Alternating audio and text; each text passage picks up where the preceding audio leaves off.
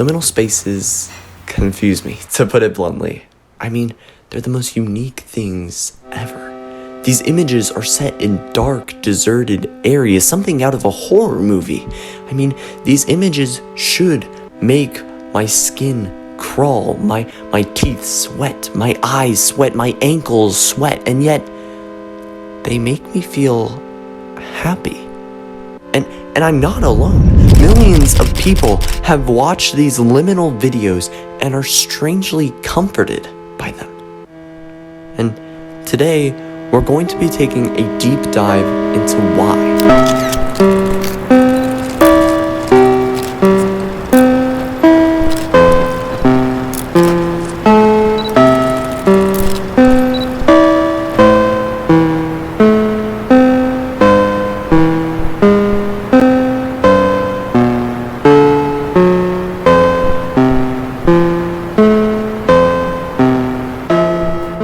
I have narrowed down what I believe makes liminal spaces so comforting into 3 simple categories. 1, the music. 2, the location. And 3, the nostalgia. But let's begin with the most simple of those categories, the music. If you've ever seen any sort of liminal space video, you would know that the music used in them is very specific. They all have this sort of dreamy quality to them. And I think that resonates perfectly with liminal spaces. The fact that each and every note from the song just echoes in the chambers of your mind. I mean, it's dreamy. It is.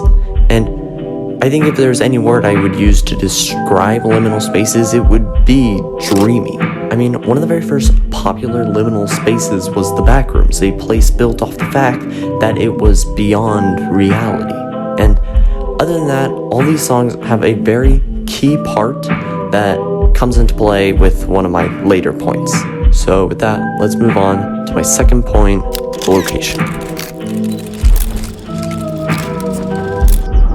Next, the location is very, very important to create this one-of-a-kind feeling that liminal spaces offer.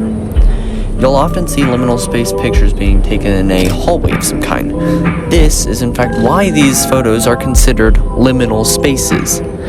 See, the word liminal is derived from a Latin word meaning threshold and is defined as occupying a position at or on both sides of a boundary or threshold. In short, the word liminal means being in a transitional state, in the middle of past and present. And this is why you see these photos being taken in a hallway or a sidewalk. It's because they are transitionary places. The place you will be in during the transitional phase between point A and point B. But why is this so important? Well, to me, it's because we can barely remember these places at all. I mean, it's just the transitionary places in between point A and B, right? I mean, think of your favorite memory, whether it's a birthday or maybe it's waking up on Christmas morning. Whatever it is, okay? I'm betting some serious money that you probably don't remember where you were before that memory starts. But these videos almost tickle that memory a little bit. It feels like you're remembering something, like some kind of lost memory of sorts. But still, we haven't gotten to why these videos and these photos make us so happy. And that's where point 3 comes in. Nostalgia.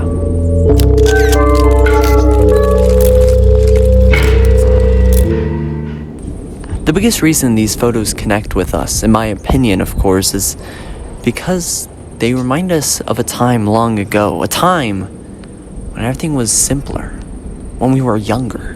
Now, obviously being someone who's still in their youth, I can't relate with all these things, but I'm sure for a lot of you, it brings up memories of your childhood, when you didn't have so much stress on your shoulder, and in a way, this makes us sad. They make us remember those times and the fact that they are now forever out of our grasp. We can never go back to those easier times, but that somberness that you feel is easily overtaken by the warmth that those memories bring back. The smell of your old house or school, the smiles on your friends' faces as you play on the playground, the popping colors of that parachute thing in PE class. Whatever these images make you think of, it's It's comforting, and there's no sense in denying it. And the music, it brings back these strange, comforting feelings of an easier time. They almost put you in a trance. They reach into the deepest recesses of your mind, and they pull forward memories that you didn't even remember until now.